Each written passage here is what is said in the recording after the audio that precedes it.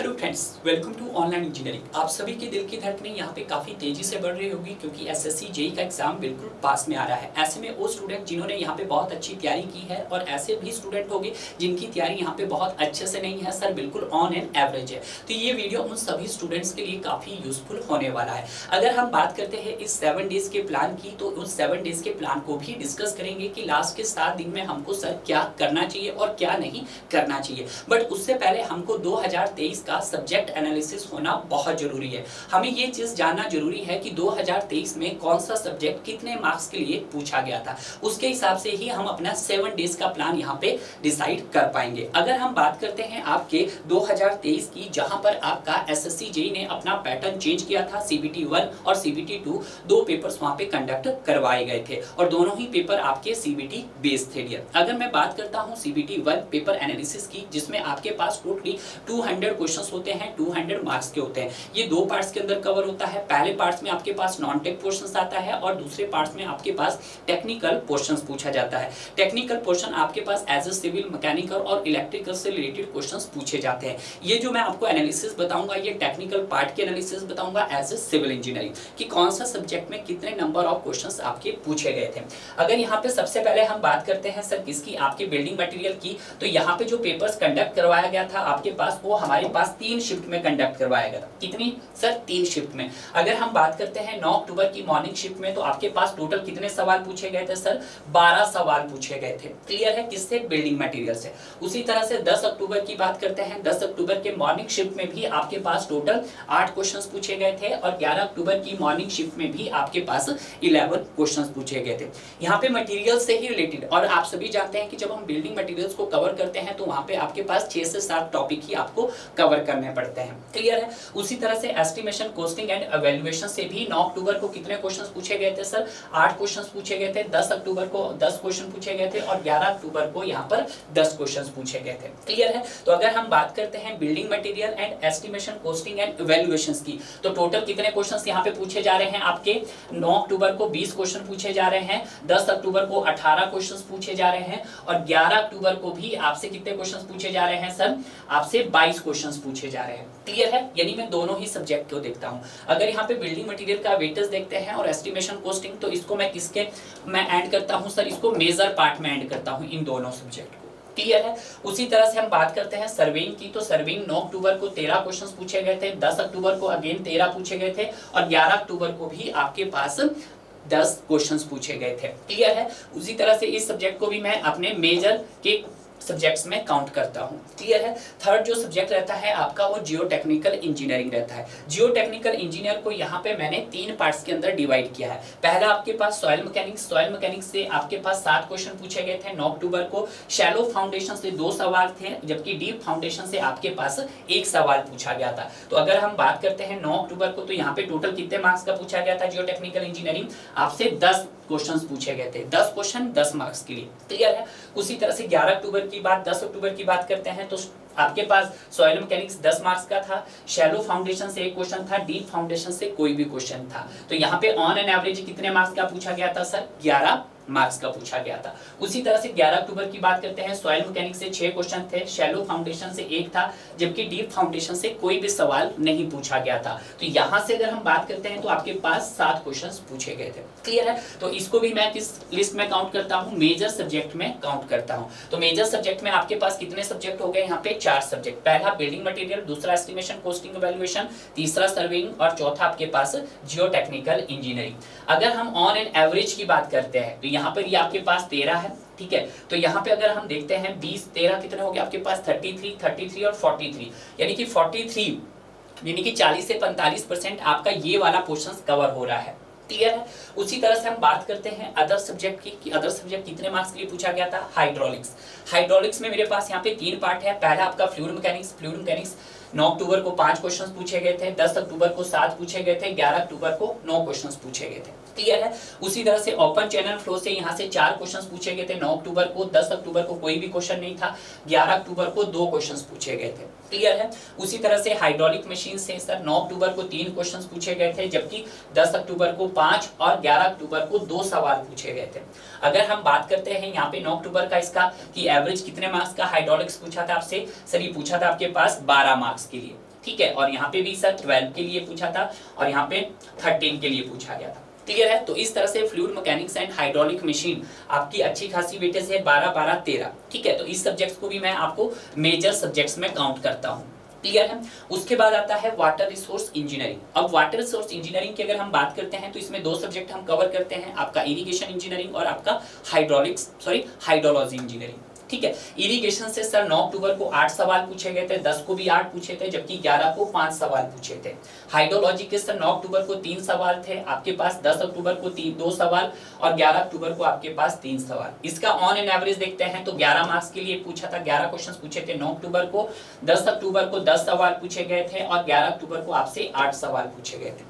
तो कहीं ना कहीं इस सब्जेक्ट्स को भी अगर मैं काउंट करना चाहूं तो इसको आप मेजर सब्जेक्ट्स में काउंट कर सकते हैं, इन दोनों ही सब्जेक्ट को, आपका कौन सा, इरिगेशन और हाइड्रोलॉजी। क्लियर है।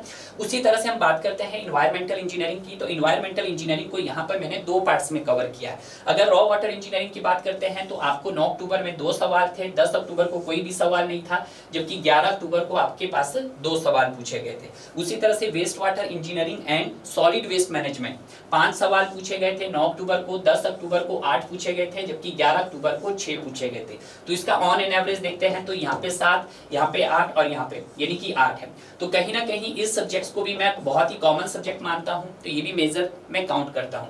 तो अगर हम बात करते हैं प्रीवियस 4 सब्जेक्ट्स तो आप देख सकते थे 40 से 45% यहाँ से बना रहा था आपका। और अगर हम बात करते हैं इन सब्जेक्ट की तो यहाँ पे देखिएगा 12 और 11 आपके 23, 23 और 7 30, ठीक है। 25 to 30% यहाँ से बन गया है। तो अगर हम बात करते हैं 7 से 8 सब्जेक्ट अगर आपने बहुत अच्छे से कवर किए हैं तो आपका 60 to 70% पार्ट्स यहीं से कवर हो जाता है डियर। क्लियर है। इसके बाद भी अगर हम बात करते हैं आपके अदर सब्जेक्ट की तो अदर सब्जेक्ट्स में आपका ट्रांसपोर्टेशन इंजीनियरिंग है। ट्रांसपोर्टेशन इंजीनियरिंग हाईवे इंजीनियरिंग से 9 अक्टूबर को 4 सवाल थे, 10 अक्टूबर को 6 सवाल थे, 11 अक्टूबर को यहाँ पर 7 सवाल थे। क्लियर है। रेलवे की बात करते हैं 9 अक्टूबर को 3, 10 अक्टूबर को कोई भी सवाल नहीं था, जबकि 11 अक्टूबर को यहाँ पे 2 सवाल थे। ऑन एवरेज देखते हैं इस सब्जेक्ट का, यहाँ से 7 सवाल बने, यहाँ पे 6 और यहाँ पे 9 बनते हैं। क्लियर है। तो इसको भी आप मेजर्स में काउंट कर सकते हैं क्योंकि बहुत सारे स्टूडेंट्स इसको स्टडी करते हैं डियर, ट्रांसपोर्टेशन इंजीनियरिंग को भी। ठीक है। उसके बाद आता है theory of structure. Theory of structure 9 अक्टूबर को 4 सवाल थे, 10 अक्टूबर को 3 सवाल थे, जबकि 11 अक्टूबर को 6 सवाल थे। क्लियर है। यही था। तो इस सब्जेक्ट्स को मैं किस में सर माइनर में काउंट करता हूँ, MI लिखता हूँ, ठीक है, माइनर्स में। अगर कंक्रीट टेक्नोलॉजी की बात करते हैं, कंक्रीट और टेक्नोलॉजी और RCC बहुत सारे फैकल्टीज क्या करते हैं, इन दोनों ही टॉपिक्स को एक साथ कवर करते हैं। क्लियर है। तो कहीं ना कहीं ये वाला सब्जेक्ट्स भी हमारे पास मेजर सब्जेक्ट्स में काउंट किया जाएगा। कंक्रीट टेक्नोलॉजी से 9 अक्टूबर को 4 सवाल, 10 अक्टूबर को 6 सवाल और 11 अक्टूबर को 6 सवाल पूछे गए थे। क्लियर है। RCC डिजाइन का देखते हैं 9 अक्टूबर को 6 सवाल थे, 10 को 8 थे और 11 को सर आपके पास 10 सवाल थे। क्लियर है। तो अगर मैं कंक्रीट टेक्नोलॉजी और RCC डिजाइन दोनों को देखता हूं, यहाँ से 10 बन रहे हैं, यहाँ पे आपके पास 14 बन रहे हैं और यहाँ पे 16 बन रहे हैं। तो कहीं ना कहीं ये भी आपके लिए काफी इंपॉर्टेंट रहता है। क्लियर है। उसके बाद बात करते हैं स्टील डिजाइन की। स्टील डिजाइन से देखते हैं 9 अक्टूबर को 6 सवाल, 10 अक्टूबर को 5 सवाल और 11 अक्टूबर को 2 सवाल पूछे गए थे। ठीक है। अब सवाल ये है कि सर इनमें से कौन से सब्जेक्ट्स को स्टडी किया जाए और कौन से सब्जेक्ट को स्टडी नहीं किया जाए। देखिएगा, अगर आप किसी भी एग्जाम की तैयारी कर रहे हैं तो कम से कम आपका 80 to 90% सिलेबस कंप्लीट होना चाहिए।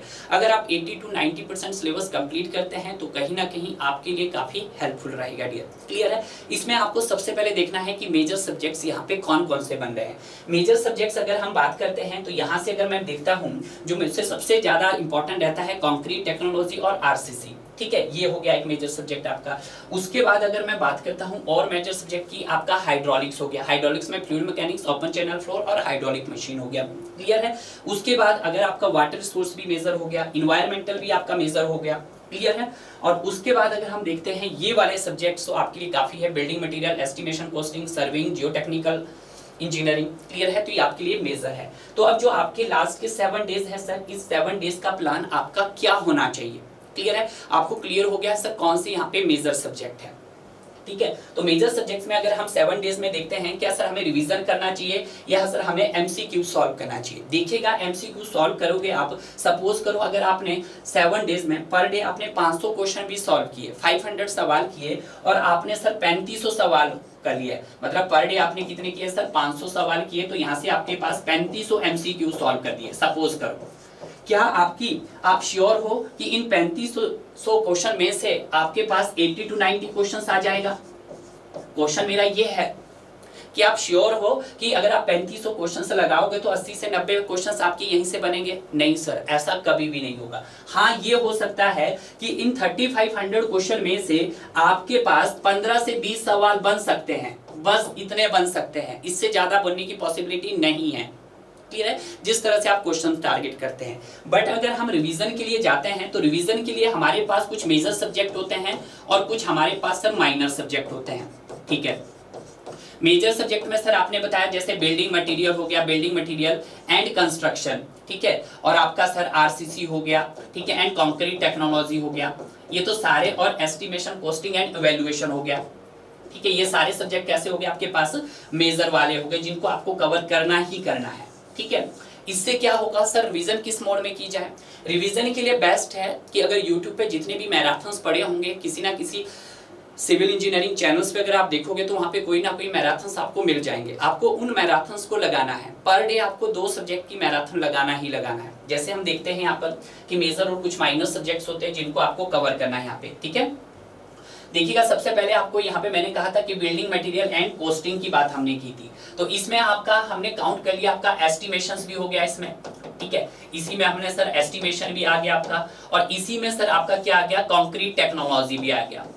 ठीक है, कंक्रीट टेक्नोलॉजी भी आ गया इसी सब्जेक्ट के साथ। ठीक है, बिल्डिंग मटेरियल एंड कंस्ट्रक्शन में आपका estimation, costing and concrete technology आ गया। उसी तरह से नेक्स्ट जो रहता है सर आपका फ्लूइड मैकेनिक्स, आप इसका मैराथन लगा दीजिएगा। एनवायरमेंटल इंजीनियरिंग का मैराथन लगाइएगा, सॉइल का मैराथन लगाइएगा, आरसीसी का मैराथन लगाइएगा, ट्रांसपोर्टेशन इंजीनियरिंग का मैराथन लगाइएगा, और अपने सॉम का मैराथन लगाइएगा। ठीक है, आप ये चीजें कर सकते हैं। स्ट्रॉम और थ्योरी ऑफ स्ट्रक्चर्स का कंबाइन है, ज्यादा वेटेज नहीं है, बट आप स्ट्रॉम लगा सकते हैं। उसके बाद सर आप डब्ल्यूआरई की अच्छी खासी वेटेज है और सर्वे की बहुत अच्छी खासी वेटेज है, आप इनको कवर कर सकते हैं। क्लियर है? ये मेजर सब्जेक्ट है जिनका आपका मैराथन लगा सकते हैं। मैराथन से होगा क्या सर? आपने बोला सर कि आप मैराथन लगाइएगा। मैराथन से ये होगा कि जिन्होंने, अगर आपने नहीं भी पढ़ा होगा तो कम से कम आप सब्जेक्ट्स की नॉलेज तो रखोगे थोड़ी सी। ठीक है, बट ऐसा जरूरी थोड़ी है कि अगर आपने ये 3500 क्वेश्चंस किए हैं, ये 3500 ही में से 70 से 80 क्वेश्चंस बनेंगे, ऐसा कभी नहीं होगा डियर। क्योंकि अगर हम बात करते हैं प्रीवियस क्वेश्चंस ईयर्स की भी, तो उसमें से भी 5 से 10% क्वेश्चन आपके क्या होते हैं? रिपीट होते हैं, बट कंसेप्ट आपका कभी चेंज नहीं होता है। तो कंसेप्ट के लिए आपको क्या करना है? लास्ट के 5 डेज में या तो आप प्रॉपर तरीके से, अगर आपने स्टडी किया है तो आप रिवाइज कर दीजिएगा। ठीक है, जल्दी जल्दी से। या दूसरा तरीका है, अगर आपने सर कुछ भी नहीं किया है तो आप कोई मैराथन लगा दीजिएगा। मैराथन लगाने से क्या होगा? थोड़ा सा आपके माइंड में चीजें तो स्टोर होगी। अगर चीजें स्टोर होगी तो उससे रिलेवेंट जो भी क्वेश्चंस होगा तो आपकी पॉसिबिलिटी बनेगी कि आप उस क्वेश्चंस को सही कर पाओ। क्लियर है? तो ये जो एनालिसिस मैंने आपको बताया है, ये एनालिसिस बताने का सबसे बड़ा क्या बेनिफिट होने वाला है कि सर कौन सा सब्जेक्ट कितने मार्क्स के लिए पूछा जा रहा है और आपको कौन से सब्जेक्ट की मैराथन सबसे पहले लगानी है। मेरे आइडिया से सबसे पहले आपको मैराथन लगानी है अपने बिल्डिंग मटेरियल की, फिर एस्टिमेशन, कॉस्टिंग एंड वैल्यूएशन की लगानी है, कंक्रीट टेक्नोलॉजी की लगानी है, आपको आरसीसी की लगानी है, सॉइल मैकेनिक्स की लगानी है, एनवायरमेंटल इंजीनियरिंग की लगानी है, ट्रांसपोर्टेशन की लगानी है, डब्ल्यूआरई की लगानी है और सर्वेइंग की लगानी है। अगर आपने इन 10-12 सब्जेक्ट में से 7 से 8 सब्जेक्ट की लगा दी जो आपके मेजर है, तो आपका काम बन जाएगा। क्लियर है? क्योंकि अगर हम बात करते हैं सर किसकी, आपके सीबीटी 1 की, तो सीबीटी 1 में आपके पास टोटल 100 क्वेश्चंस पूछे जाते हैं और इन 100 क्वेश्चन में से भी आपके पास 60 क्वेश्चंस बहुत इजी होते हैं। ठीक है, बहुत इजी होते हैं, और 20 क्वेश्चन थोड़े आपके पास कंसेप्चुअल बेस्ड होते हैं। कैसे होते हैं सर? कंसेप्चुअल होते हैं। और जो 20 क्वेश्चन होते हैं वो आपके पास टाइम कंज्यूमिंग होते हैं। तो इन 20 क्वेश्चंस को तो आप पहले भूल ही जाओ। असली लड़ाई जो आपकी रहेगी वो आपके पास 60 और 20 80 क्वेश्चंस के लिए रहेगी कि जो ये 80 क्वेश्चंस है इनमें आप गलत ना करें। 60 क्वेश्चन में से तो आपके 60 क्वेश्चन सही होने चाहिए, 60 नहीं है तो कम से कम 50 से 55 क्वेश्चन सही होने चाहिए, और जो 20 कंसेप्चुअल क्वेश्चन है यहाँ पे आपके पास 10 से 15 सवाल सही होने चाहिए। क्लियर है? अगर 10 से 15 हुए तो आपके लिए फायदेमंद है। और जो ये 20 क्वेश्चंस होते हैं ये आपके टाइम कंज्यूमिंग होते हैं।